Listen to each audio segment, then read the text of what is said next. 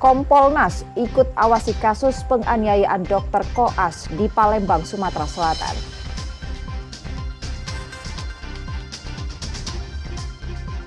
Seorang guru les musik ditetapkan jadi tersangka dugaan pelecehan seksual. Korban adalah muridnya.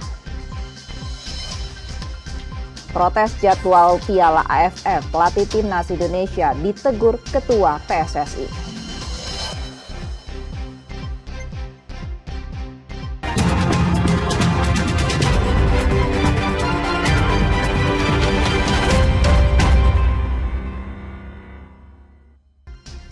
Halo, selamat pagi saudara, apa kabar Anda di hari ini? Seperti biasa kami akan membuka hari Anda dengan sejumlah laporan menarik dari Sumatera Selatan dan daerah lain di Sumatera bagian selatan. Selain berita utama tadi saudara, masih ada informasi menarik lainnya yang akan kami sampaikan untuk Anda. Bersama saya Reski Oktora, Anda menyaksikan Kompas Sumbaksel di Kompas TV, independen terpercaya.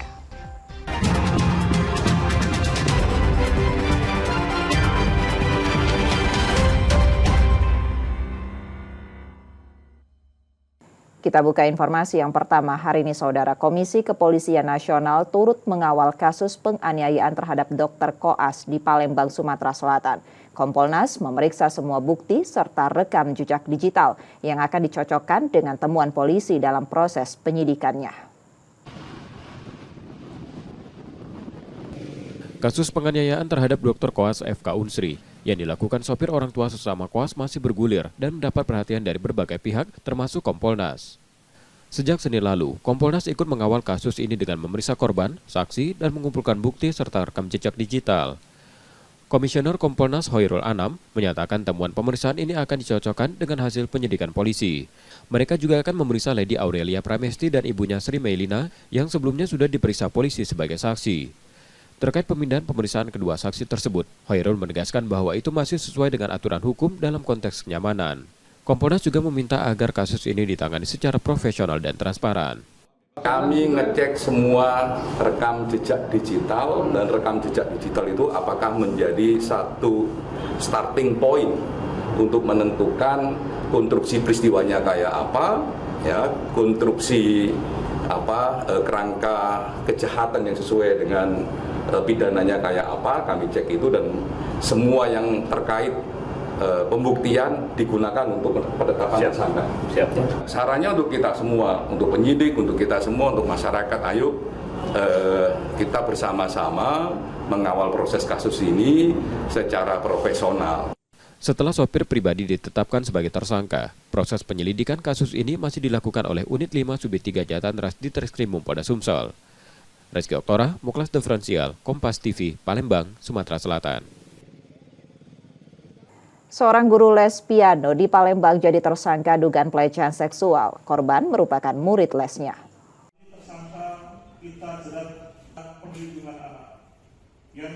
A. Guru musik di Palembang ditetapkan sebagai tersangka dan ditahan atas dugaan pelecehan seksual pada anak muridnya. Kapolrestabes Palembang menerangkan, tersangka membujuk korban melakukan pelecehan agar tangan korban bisa lentur. Kejadian tersebut terjadi pada 7 Desember 2024 di studio musik tempat tersangka dan korban bertemu. Modusnya adalah membujuk rayu, rekan-rekan sekalian. Modusnya adalah membujuk rayu, kemudian mengajarkan anak tersebut agar kiranya tangan yang digunakan untuk belajar piano itu lebih lentur. Jadi pada akhirnya yang bersangkutan saudara AK satu tersangka mencari cara untuk melampiaskan hasratnya perbuatan yang tidak senonoh dengan melakukan tindakan yang cabul atau kekerasan seksual pada anak tersebut. Motifnya adalah untuk memuaskan hasrat seksnya. Modus operandinya membujuk rayu korban agar kiranya tangan korban yang digunakan untuk memainkan piano menjadi lebih lentur.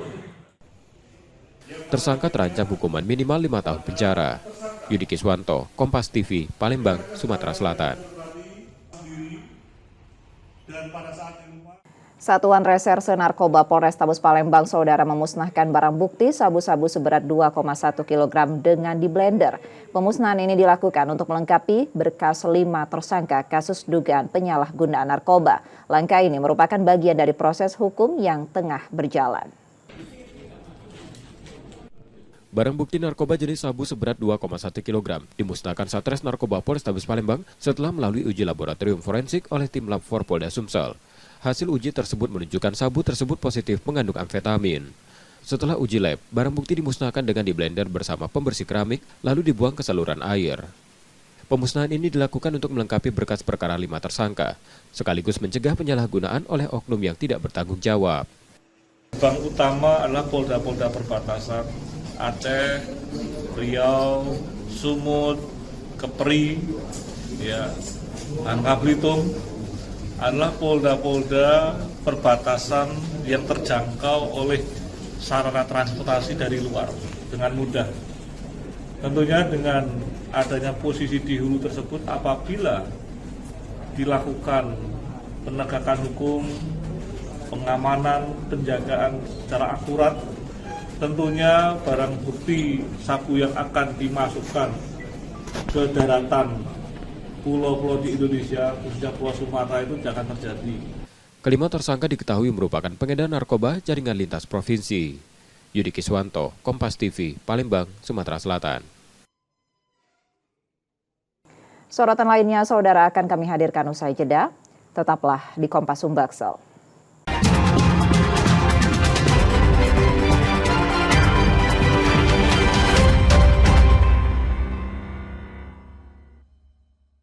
Semangat pagi. Perbarui informasi seputar peristiwa dari seluruh Indonesia dalam berita terkini. 2 kapal terbakar, 4 ABK berhasil selamat. Diduga sopir mengantuk sebuah truk kontainer jatuh ke lahan kosong. Jadikan pelengkap referensi untuk memulai hari. Sapa Indonesia Pagi, Senin sampai Jumat pukul 7 pagi. Live di Kompas TV.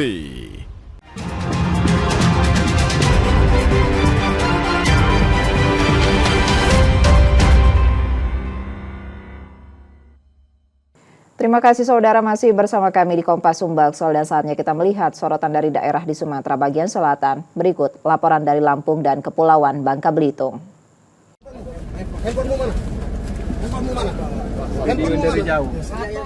Ditres Narkoba Polda Lampung meringkus pelaku penyelundupan narkoba jenis sabu-sabu saat sedang berada di dalam bus di kawasan Pelabuhan Bakahuni, Lampung. Pelaku berjumlah 4 orang tak berkutik saat polisi menggeledah dan berhasil menemukan barang bukti 15 paket narkoba jenis sabu seberat 1,5 kg yang tersimpan rapi di dalam tas. Selanjutnya, para pelaku bernama Wira Raymond, Roni, dan Mutiara langsung digelandang ke Mapolda Lampung guna pemeriksaan lebih lanjut. Terhadap sebuah kendaraan yang dicurigai, yaitu sebuah bis, di mana saat itu diperiksa drivernya atau pengendaranya atas nama saudara W, dan ditemukan 1 buah tas hitam. Di dalamnya terdapat 15 plastik klip. Atas perbuatannya, keempat tersangka dijerat pasal tentang narkotika dengan ancaman pidana maksimal seumur hidup atau hukuman mati. Roma Afriaidam, Kompas TV, Lampung. Penumpang Pelabuhan Bakahuni, Lampung terus mengalami peningkatan memasuki libur sekolah serta Natal dan Tahun Baru. Terpantau ribuan kendaraan terus memasuki pelabuhan untuk menyeberang ke Pulau Jawa. Hal yang sama juga terjadi pada penumpang pejalan kaki. Antrean check-in tiket terlihat di ruang tunggu dermaga reguler. Banyak para penumpang yang berlibur dan melakukan perjalanan kerja pada Sabtu 14 Desember kemarin. Sebagian penumpang juga berencana akan kembali ke Sumatera pada Tahun Baru. Gimana Pak perjalanan kita? Perjalanan lancar apa? Lancar, kalau perjalanan nggak tahu kalau di kapalnya ini. Oh gitu. Rencana balik lagi kapan gitu? Kalau saya rencana paling insya Allah tahun baruan. Oh pas tahun baruan itu ya. Apa nggak khawatir ada kepadatan nanti di sana Pak? Ya insya Allah lah, cuman dari Cilegon ke Lampung, cuman oh gitu ya. Untuk mengoptimalkan pelayanan, ASDP Bakahuni Lampung telah menyiapkan 51 kapal feri. Sementara ketika dalam keadaan normal, 28 kapal akan dioperasikan setiap harinya. Tuku Khalidsyah, Kompas TV, Lampung Selatan, Lampung.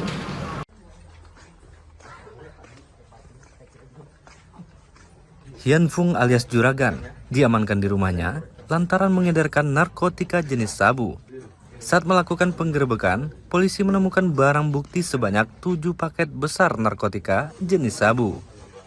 Barang haram tersebut rencananya akan diedarkan di wilayah Pangkal Pinang dan sekitarnya.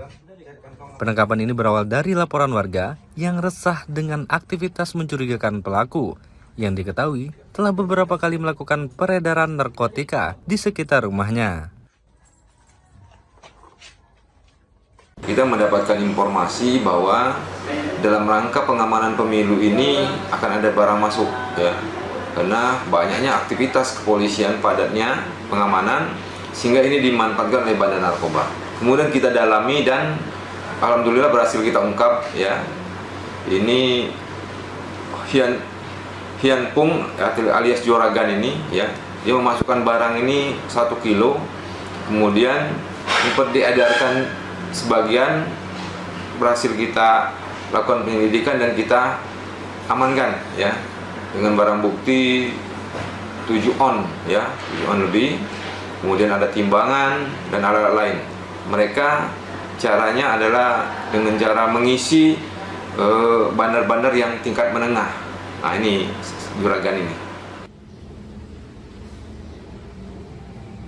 Pelaku saat ini diamankan di Mapolres Pangkal Pinang untuk melakukan pemeriksaan lebih lanjut. Akibat perbuatannya, pelaku dijerat dengan Undang-Undang Narkotika dengan ancaman hukuman 5 tahun penjara atau lebih. Nanda Ardiansah, Kompas TV, Pangkal Pinang, Kepulauan Bangka Belitung.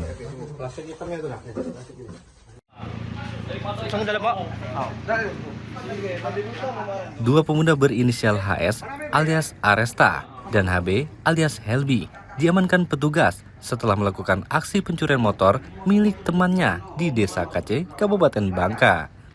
Kejadian ini sempat terekam kamera pemantau yang ada di sekitar lokasi kejadian.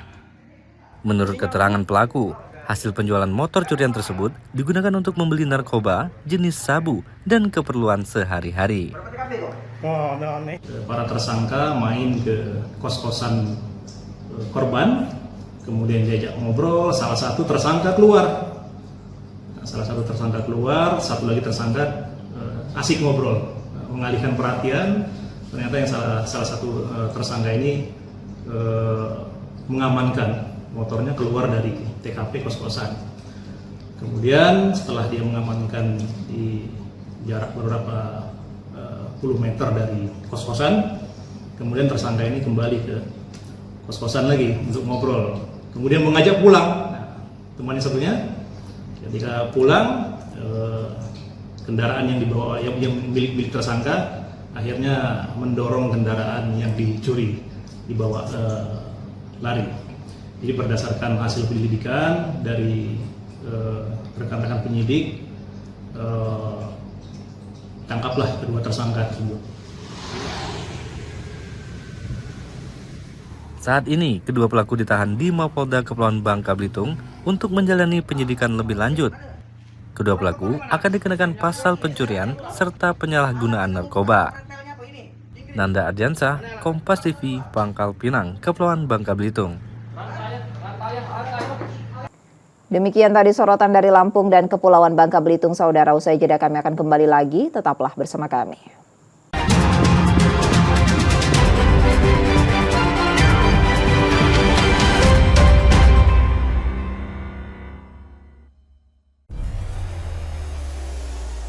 Mencari tahu, mendengarkan lebih utuh dan mendalam, mempertanyakan rasa keadilan. Saya mau minta klarifikasi. Klarifikasi. Tanggung jawab. Bapak malu nggak sih? Apakah saya dengar permintaan maaf yang benarkah backingnya para jenderal seolah-olah menjadi korban? Kita mengingatkan penguasa, menghibur yang papa. Rosi.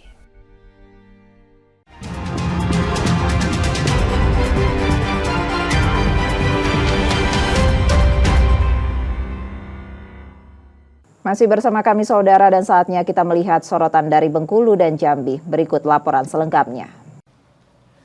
Dari data Dinas Kesehatan Provinsi Bengkulu, kasus penyakit diare meningkat sejak memasuki musim penghujan. Tercatat terdapat 258 kasus diare saat ini mengalami peningkatan dari minggu sebelumnya berjumlah 234 kasus. Dinas Kesehatan Provinsi Bengkulu meminta masyarakat mewaspadai resiko penyakit diare, dikarenakan penyakit tersebut biasa menyerang selama musim penghujan. Sepanjang tahun 2024, sudah 10.637 kasus diare terjadi yang didominasi oleh anak-anak. Kasus tertinggi terjadi di Kota Bengkulu dengan total 2.200 kasus. Hujan ini biasanya kan rawan perkembangan penyakit, terutama penyakit diare, itu yang biasa ya. Nah, untuk itu kepada masyarakat tentu saja kita himbau pertama untuk jaga kesehatan, jaga kebersihan, dan tentu saja untuk di sekitar rumah jangan sampai walaupun musim penghujan jangan sampai ada genangan air yang sekian lama tergenang. Diusahakan kalau ada genangan air itu dialirkan ke tempat ini, itu yang paling penting. Dinas Kesehatan Provinsi Bengkulu meminta masyarakat meningkatkan pola hidup sehat serta rutin mengonsumsi vitamin untuk mencegah penyakit tersebut. Selain diare, masyarakat juga diminta waspada dengan penyakit lain yang biasa terjadi saat musim penghujan seperti penyakit flu. Bayazir Al-Raihan, Kompas TV Bengkulu. Berlaku mulai 13 Desember, pemerintah Provinsi Bengkulu membatasi operasional kendaraan besar seperti truk tambak dan truk perkebunan untuk melintas. Truk besar hanya diperbolehkan melintasi dan beroperasi pada pukul 10 malam hingga 5 pagi. Pembatasan pengoperasian kendaraan ini dilakukan agar lalu lintas dapat berjalan lancar terutama pada momen libur Natal dan Tahun Baru, yang diprediksi lalu lintas kendaraan akan meningkat.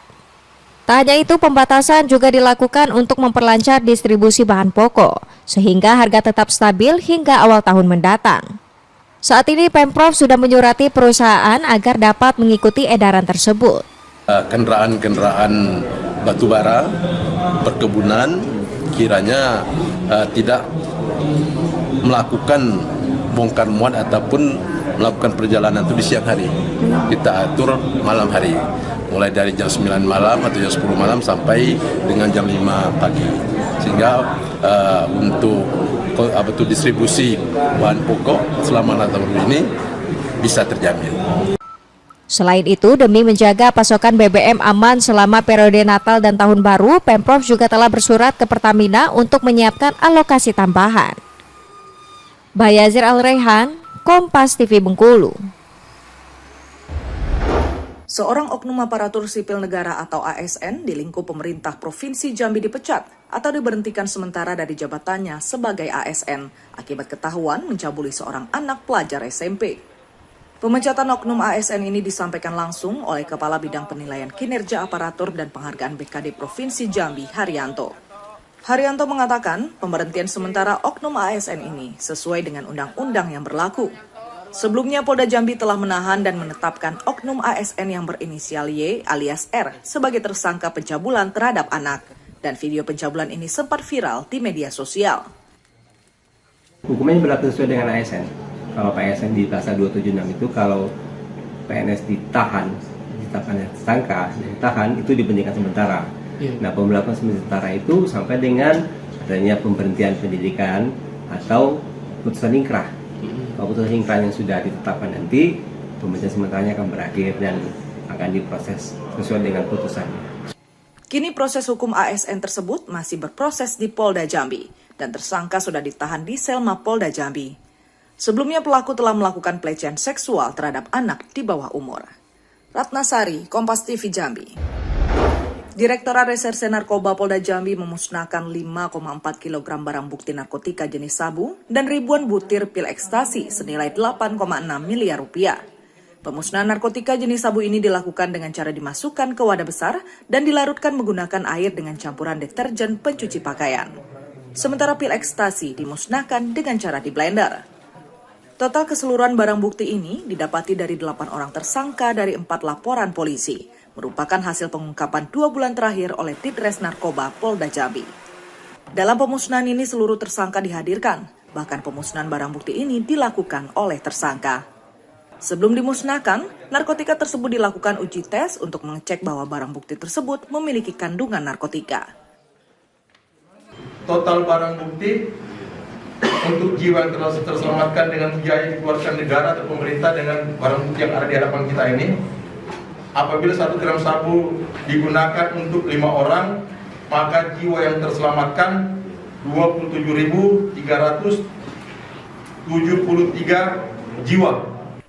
Atas perbuatannya, ke-8 tersangka disangkakan pasal 114 ayat 2 Junto, pasal 112 ayat 2 Undang-Undang RI nomor 35 tahun 2009 tentang narkotika, dengan ancaman hukuman 20 tahun pidana penjara hingga hukuman pidana mati. Ratnasari, Kompas TV Jambi. Demikian tadi sorotan dari Bengkulu dan Jambi, saudara. Usai jeda kami akan kembali lagi. Tetaplah di Kompas Sumbaksel.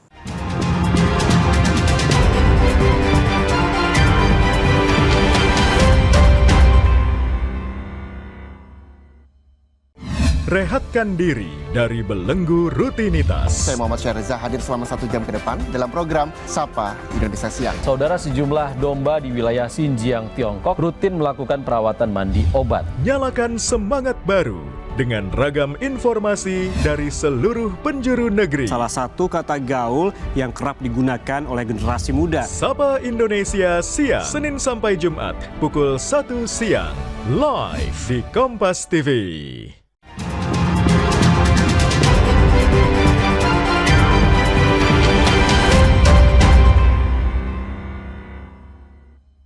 Terima kasih kembali Anda menyaksikan Kompas Sumbaksel.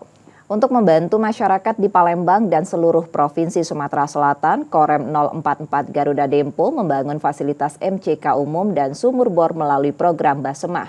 Selain itu juga melakukan renovasi sejumlah rumah yang tak layak huni. Kami haturkan selamat pagi dan selamat datang Komandan Ibu beserta tamu undang. Komandan Korem 044 Garuda Dempo, Brigjen TNI Muhammad Thohir, mengunjungi warga Kecamatan Sematang Borang di Jalan Serang Sukamulyo untuk meresmikan program Basemah. Program ini mencakup pembangunan 2 unit fasilitas MCK umum, 8 unit sumur bor, dan renovasi 44 rumah tidak layak huni. Sebanyak 50 kepala keluarga di Sematang Borang mendapatkan manfaat dari program ini. Danrem Gapo menjelaskan, program ini menyasar kawasan pemukiman yang belum terjangkau air bersih serta rumah-rumah yang membutuhkan perbaikan. Hal ini sebagai upaya meningkatkan kesejahteraan masyarakat.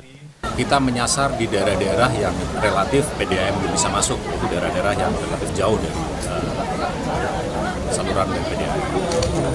Kemudian untuk Basemah, demikian juga kita memilih masyarakat-masyarakat yang memang kondisi rumahnya itu sudah tidak layak, sehingga mereka mendapatkan rumah yang layak untuk dihuni, kondisinya sehat, kemudian juga nyaman. Fasilitas MCK dan sumur bor sangat bermanfaat, terutama warga yang sebelumnya kesulitan memperoleh air bersih.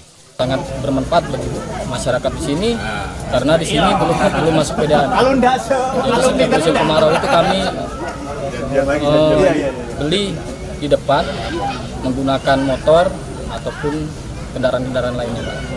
Jadi di sini sangat bermanfaat sumur bor yang dibangun oleh Danrem 044 Gapo. Program Basemah telah dilaksanakan di 17 kabupaten dan kota di Sumatera Selatan. Hingga kini 22 unit MCK umum, 65 sumur bor, dan 175 rumah tidak layak huni telah dibangun dan direnovasi.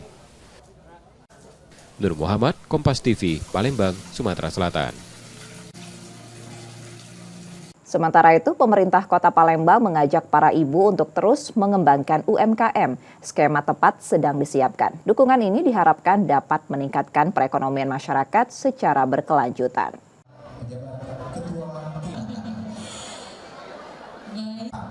Pemerintah Kota Palembang memberikan dukungan kepada ibu-ibu untuk memajukan dan mengembangkan UMKM di kota tersebut. Mereka sedang menyiapkan skema yang tepat, mulai dari pengemasan hingga pemasaran produk agar UMKM yang dikelola para ibu bisa lebih berkembang. Di puncak peringatan Hari Ibu ke-96, Pemkot mencatat sekitar 70% UMKM di kota ini dikelola ibu-ibu, terutama sektor makanan, pakaian, dan kerajinan. Kita akan coba bekerjasama Indak yang memastikan skema apa yang dia perlukan, apakah pemasarannya, apakah packagingnya, dan sebagainya. Ini kita akan kembangkan di Indak. Kalau kita lihat kumpulkan semua UKM-UKM, mungkin 70%-nya yang punya ibu-ibu. Saya mau cek data, tapi dugaan saya justru ya pemilik UKM-UKM di Kota Palembang ini mostly dapat kebanyakan ibu-ibu. Dan itu mungkin peran ibu ya tidak hanya sebagai owner, juga sebagai inspirator. Sebagai apresiasi, Dinas Pemberdayaan Perempuan dan Perlindungan Anak juga memberikan penghargaan pada 10 perempuan inspiratif yang berkontribusi dalam berbagai bidang. Nur Muhammad, Kompas TV, Palembang, Sumatera Selatan.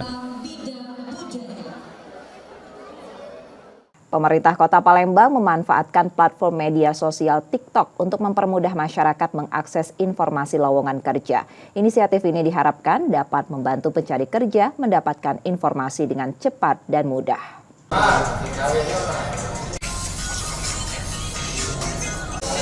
Pemerintah Kota Palembang memanfaatkan media sosial TikTok untuk memudahkan masyarakat mencari lowongan kerja.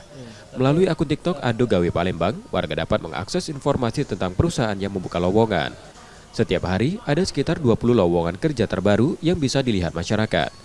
Inisiatif ini bertujuan agar pencari kerja tidak perlu repot mencari informasi lowongan. Jadi setiap hari akan ada 15 sampai dengan 20 lowongan pekerjaan baru diperuntukkan oleh warga Palembang yang belum dapat kerjaan. Itu bisa sambil di rumah, sambil rebahan bisa dapat bisa nyari kerja yang dekat dengan rumah, yang sesuai dengan ini. Tidak perlu datang ke kantor dinas tenaga kerja, tidak perlu datang ke kantor ledang. Yang terpenting ya masyarakat ini bisa dapat.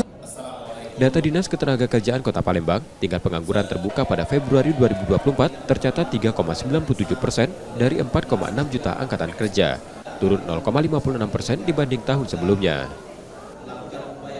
Nur Muhammad, Kompas TV, Palembang, Sumatera Selatan. Usai jeda saudara, kami akan kembali lagi. Tetaplah bersama kami.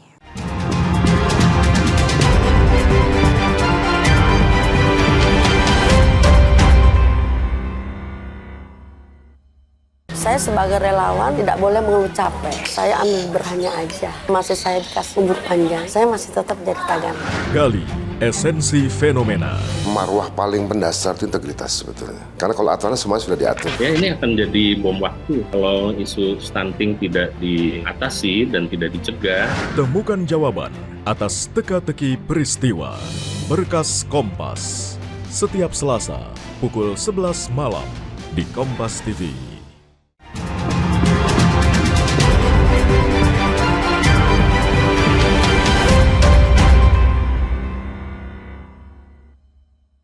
Terima kasih saudara masih bersama kami di Kompas Sumbaksel.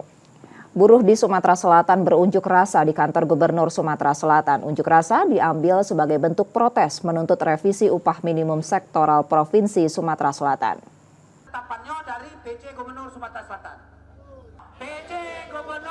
Pekerja dan buruh di Sumatera Selatan menyampaikan 3 tuntutan utama pada unjuk rasa di kantor Gubernur Sumsel. Tuntutan masing-masing, revisi upah minimum sektoral Provinsi Sumatera Selatan, pengumuman segera UMP Kabupaten dan Kota, serta UMS Kabupaten dan Kota. Perwakilan buruh diterima Sekda Sumsel yang mengatakan akan segera menyampaikan aspirasi tersebut kepada PJ Gubernur Sumsel. Keputusan dari PJ Gubernur akan diumumkan pada Senin 23 Desember 2024. Kawasan kerja potensi database kalau ada perusahaan yang bandel diberikan sanksi dan dilaporkan. Artinya Senin Pak ya? Hasilnya hari Senin nanti ya? Senin masih perkembangannya. Menanggapi jawaban Sekda, buruh berharap ada kabar baik setelah penyampaian ini. Ya kalau ternyata Bapak PJ Gubernur ternyata berkeras dengan keputusannya, tentu kawan-kawan akan melakukan aksi lanjutan dengan massa yang lebih besar dan tidak menutup kemungkinan akan nginap di kantor gubernur ini. Itu di sini ya? Ya itu keputusan akhir dari kawan-kawan.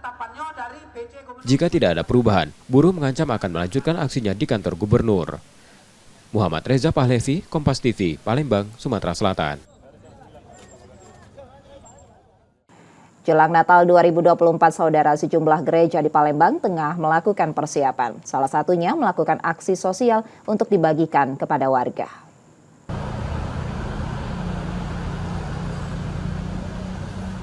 Persiapan menyambut Natal 2024 di Gereja Katedral Santa Maria sudah mencapai 80%. Selain itu, Katedral Santa Maria Palembang juga melakukan aksi sosial dengan mengumpulkan sembako untuk dibagikan pada warga yang berhak. sehingga tak hanya beribadah namun aksi sosial pada sesama. Natal tahun ini mengangkat tema sehati sejiwa pergi ke Bethlehem, yang dimaknai tahun 2025 seluruh umat sehati sejiwa bersatu membangun persaudaraan yang konkret, meneladani dan mengikuti jalan Tuhan Yesus. Diharapkan di Natal tahun ini bisa membawa kedamaian untuk semua. Terkait dengan perayaan Natal ini, mudah-mudahan kita selain mengalami kedamaian dalam hati karena Tuhan Yesus yang datang, semoga hidup kita pun juga bisa menjadi sumber damai sukacita bagi sesama lewat kebaikan-kebaikan yang kita berikan, yang kita lakukan kepada orang-orang yang ada di sekitar kita. Selain rangkaian ibadah di 24 Desember malam dan 25 Desember pagi, Gereja Katedral Santa Maria juga menyelenggarakan Natal untuk lansia pada 27 dan 29 Desember untuk anak-anak. Misa Natal akan diadakan pada 24 Desember malam mulai pukul 19.00 hingga 21.00 dan dilanjutkan misa pagi dari pukul 08.00 hingga 10.00 waktu Indonesia Barat. Muhammad Reza Pahlevi, Kompas TV, Palembang, Sumatera Selatan. Beralih ke sorotan lainnya, Saudara. Ketua Umum PSSI Erick Thohir memberikan tanggapannya soal keluhan pelatih Timnas Indonesia Sintayong yang mengeluhkan jadwal padat di AFF 2024. Ya, semua format pasti melelahkan. Karena itu kan saya tidak memaksa liga berhenti, kita fokus ke pemain muda. Ya memang ya semua format melelahkan ya. Kalau kita lihat di Liga Eropa, mereka main di liganya, habis itu main Champions League juga di tengah. Ya memang ya kembali saya berharap apapun yang kita sudah jadikan program semua komit. Jangan banyak bicara, jangan banyak ngeluh. Kita fokus aja lah gitu loh. Ya kita fokus di program yang kita sudah sepakati. Informasi lainnya akan kami hadirkan usai jeda. Tetaplah di Kompas Sumbaksel.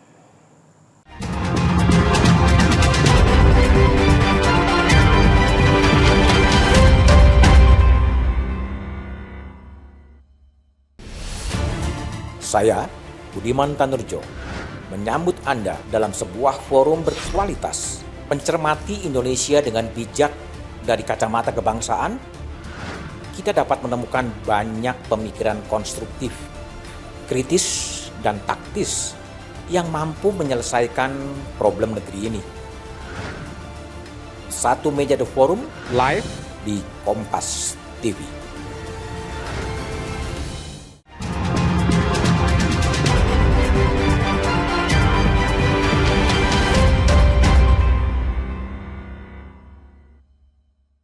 Terima kasih Saudara masih bersama kami di Kompas Sumbaksel. NOC Indonesia resmi menggandeng jenama lokal Mills sebagai penyedia aparel untuk ajang multi-event yang diikuti Indonesia. Sesuai kontrak, kerjasama ini akan berlangsung selama 4 tahun ke depan. NOC Indonesia mendapat sponsor baru. Jenama lokal kenamaan Mills menjadi aparel resmi tim Indonesia dalam keikutsertaan di berbagai ajang multi-event internasional. Kepastian ini diperoleh usai penandatanganan kerjasama yang digelar saat acara Editor Chief in Gathering di Jakarta. Sesuai kontrak, kerjasama ini mengikat selama 4 tahun. NOC menilai Mills cukup cakap dalam menuangkan filosofi Indonesia ke dalam aparel yang dikenakan sekaligus memberikan kenyamanan kepada atlet. Apalagi jenama ini juga sudah pernah melekat di tubuh timnas sepak bola Indonesia.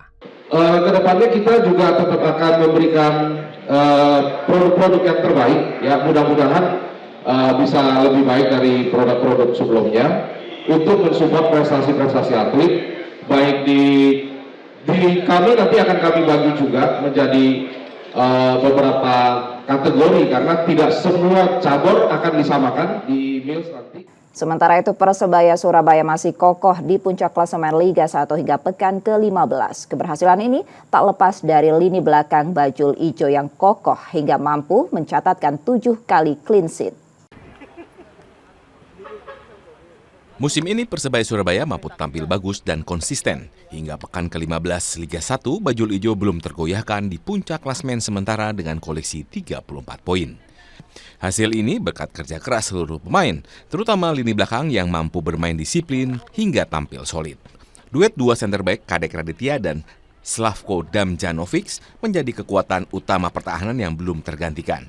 Bahkan Persebaya mampu mencatatkan 7 laga tanpa kebobolan alias clean sheet. Selain itu, Persebaya menjadi salah satu klub Liga 1 yang paling sedikit kebobolan dengan 10 gol. Semua tahu ya, saya kalau lagi away atau lagi kemana itu travel, saya biasa sekamar sama Slavko. Saya komunikasi bagus juga sama dia, saya kenalin dia sepak bola Indonesia, bagaimana lawan-lawan, bagaimana lapangan, bagaimana situasinya, komunikasi bagus dan itu terjalin di lapangan bagus. Ketangguhan lini belakang Persebaya Surabaya akan diuji kala jumpa Borneo FC di pekan ke-16 Liga 1 hari Jumat mendatang. Borneo FC dikenal memiliki lini depan yang tajam dan dihuni pemain berkualitas. Mahendra Triginanjar, Kompas TV, Surabaya, Jawa Timur. Usai jeda saudara, kami akan kembali lagi. Tetaplah di Kompas Sumbaksel.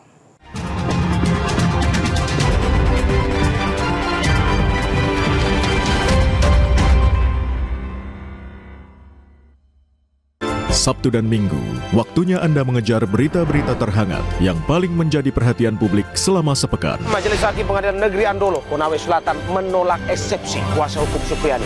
Politik, hukum, kriminal, peristiwa dalam dan luar negeri. Informasinya kami rangkum dalam Kompas Pekan edisi kali ini. Bersama saya, Jihan Novita. Saya Mario Sarong. Kompas Sepekan, setiap Sabtu pukul 10 pagi dan Minggu pukul 5:30 sore di Kompas TV.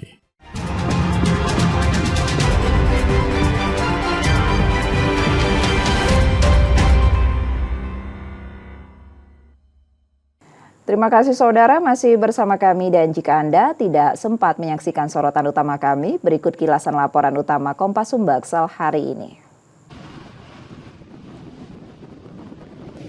Kasus penganiayaan terhadap Dr. Koas FK Unsri yang dilakukan sopir orang tua sesama koas masih bergulir dan mendapat perhatian dari berbagai pihak termasuk Kompolnas. Sejak Senin lalu, Kompolnas ikut mengawal kasus ini dengan memeriksa korban, saksi, dan mengumpulkan bukti serta rekam jejak digital. Komisioner Kompolnas Hoirul Anam menyatakan temuan pemeriksaan ini akan dicocokkan dengan hasil penyidikan polisi. Mereka juga akan memeriksa Lady Aurelia Pramesti dan ibunya Sri Meilina yang sebelumnya sudah diperiksa polisi sebagai saksi. Terkait pemindahan pemeriksaan kedua saksi tersebut, Hoirul menegaskan bahwa itu masih sesuai dengan aturan hukum dalam konteks kenyamanan. Kompolnas juga meminta agar kasus ini ditangani secara profesional dan transparan.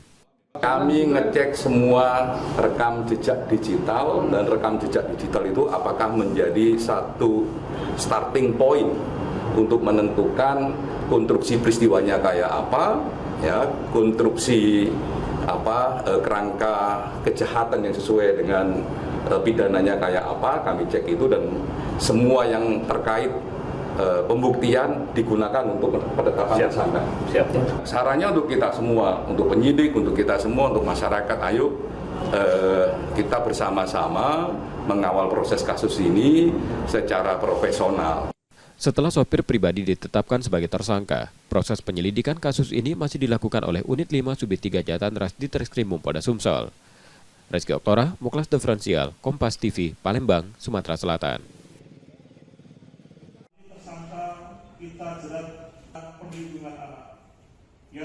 A. Guru musik di Palembang ditetapkan sebagai tersangka dan ditahan atas dugaan pelecehan seksual pada anak muridnya. Kapolrestabes Palembang menerangkan, tersangka membujuk korban melakukan pelecehan agar tangan korban bisa lentur. Kejadian tersebut terjadi pada 7 Desember 2024 di studio musik tempat tersangka dan korban bertemu. Modusnya adalah membujuk rayu, rekan-rekan sekalian. Modusnya adalah membujuk rayu, kemudian mengajarkan anak tersebut agar kiranya tangan yang digunakan untuk belajar piano itu lebih lentur. Jadi pada akhirnya yang bersangkutan, saudara Aki satu tersangka, mencari cara untuk melampiaskan hasratnya, perbuatan yang tidak senonoh dengan melakukan tindakan yang cabul atau kekerasan seksual pada anak tersebut. Motifnya adalah untuk memuaskan hasrat seksnya. Modus operandinya membujuk rayu korban agar kiranya tangan korban yang digunakan untuk memainkan piano menjadi lebih lentur. Tersangka terancam hukuman minimal 5 tahun penjara. Yudi Kiswanto, Kompas TV, Palembang, Sumatera Selatan. Informasi tadi saudara menjadi akhir dari Kompas Sumbaksel hari ini. Tetap saksikan konten lokal di Kompas TV setiap hari mulai pukul 4.30 hingga 7 pagi. Kembali kami mengingatkan bagi Anda yang ingin berbagi informasi atau kritik dan saran dapat mengakses Twitter, Facebook, atau Instagram kami di @kompastv Palembang. Akhirnya saya Reski Oktora pamit, terima kasih dan tetaplah menyaksikan Kompas TV, independen terpercaya. Sampai jumpa.